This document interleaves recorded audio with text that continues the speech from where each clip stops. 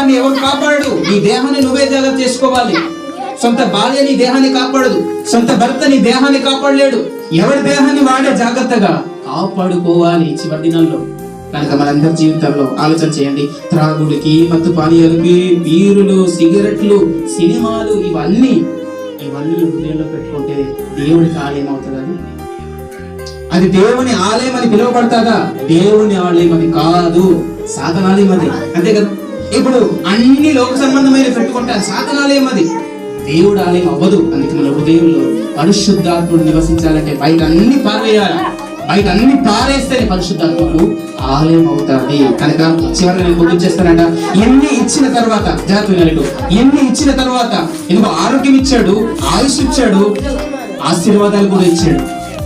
జంతువులు ఇస్తున్నాడు, పక్షులు ఇస్తున్నాడు, ఇంట్లో ఇస్తున్నాడు, ఆస్తులు ఇస్తున్నాడు, ధనాన్ని ఇస్తున్నాడు. ఎన్ని ఇచ్చిన దేవుడు